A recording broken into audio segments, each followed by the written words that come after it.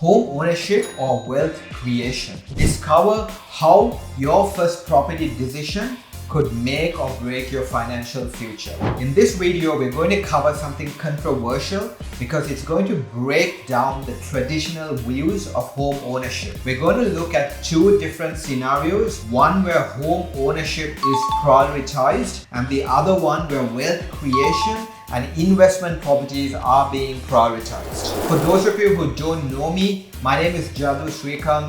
I'm a buyer's agent for property investors and I buy properties all around Australia using a data-driven approach. So if you want to work with me directly, go to my website propertyframeworkbuyersagency.com.au and book a session with me there. Now we've got a typical couple, Jack and Jill, who are 38 years old. They've got a combined income of $200,000 and they can purchase a property for $1.1 million. Now Jack and Jill have a problem. They can't buy a house in the suburb that they actually want to live. So they have two options. One, buy in a suburb that they can afford and then upgrade at some point later. Or option two, rent in the suburb that they actually want to live, buy some investment properties, and then think about home ownership down the line. Now, Jack and Jill don't really have much idea about wealth creation or property investing. So they decide to go down the home ownership path. They decide to buy a property for $1.1 million in a suburb that they can afford. Let's look at some numbers. The loan that they have on this property is $990,000 and they are paying $5,935,000 as principal and interest repayments on that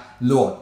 Okay, and the percentage of income that they allocate towards their mortgage is 45. So almost half of their income is being used towards mortgage repayments, which isn't really a great situation to be in. But Jack and Jill are okay with that and time goes on. After 12 years, they decide that now it's a time to upgrade. Their incomes have increased. Their property value has increased up to $1.97 million, assuming that it has gone up by 5% per annum every year. The loan that they have remaining is $782,000 because they've also paid some principal off. And over the course of the 12 years, they've paid off $118,000 in principal and $647,000 in interest. So a massive portion has been paid down in interest. So you have to take note that this interest is not tax deductible and also there are no rental incomes coming in to support them. So they sell off the property and they make a profit of $1.18 million. They've got about $200,000 in savings. So they buy a property for $2.8 million. So $1.1 million from the sale, $200,000 in savings, and $1.5 million borrowed from the bank, and they purchased their dream home for $2.8 million. Now this is the home that they're going to live forever, and it looks like Jack and Jill have finally settled. So let's look at some numbers. So the loan amount is $1.5 million and their monthly repayments are now sitting at $8,993 and they're allocating 49% of their incomes towards the mortgage payment. Now still a significant amount of money going towards the mortgage payment. Now Jack and Jill are initially very happy that they bought the home that they always wanted to live in. But after some time, as the thrill of the new home fades away, they start realizing that they have to keep on continuing with their jobs to pay those mortgages down. So even if one partner takes a break, that puts a lot of pressure on the other partner. And therefore, they start wondering whether this in fact was the right decision. This also meant that they would have to keep on working all the way till they retire at 65. So Jack and Jill now wonder, what if they could go back to 38 years old and change that decision? So Jack and Jill are in a fortunate position where they find a time machine and they go back to once where they were 38 years old. Now they do something differently. They educate themselves and they understand about property investing and they know how to build wealth through property. So instead of buying that first home, they decide to rent out in the suburb that they want to live. So they pay $600 a week in rent and then they buy two investment properties for $450,000 in the first year under their own name. In the second year, they decide to buy three more investment properties for $450,000 each under a trust structure using a corporate trustee.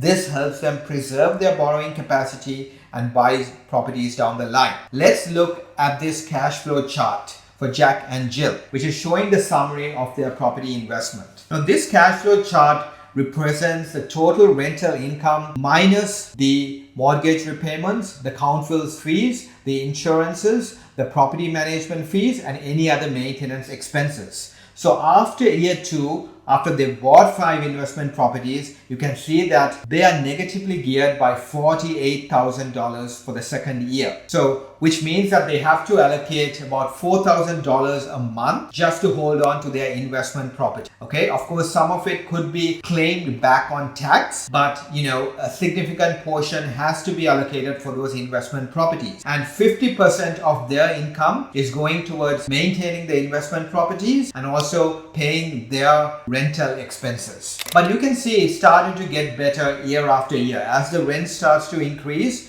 the situation is getting much better. And by year 12, the rental properties, all 5 properties, can take care of themselves. So essentially, you can forget about those properties and just pay your own rents. That's the situation that Jack and Jill are in after 12 years. So they let those property prices rise a bit more, and after 15 years, their portfolio actually generates a positive $5,075 per annum, and their portfolio value is sitting at $5.2 million, assuming that they have bought these properties well and they've gone up by 6% per annum over those 15 years. Now at 15 years, they've got different options. They can sell off that $5.2 million portfolio and then just pay off their principal price of residence in cash. So they can buy a property fully in cash without any debt attached to it. Or they can sell their investments and buy assets which are in high in cash flow, like commercial properties, which means that their $5,075 per annum could move up to $150,000 per annum easily. Or they could just wait and let these properties mature and become stronger and stronger. So Jack and Jill now know that they have more options. They're becoming less and less reliant on their work. They're having additional income to support them,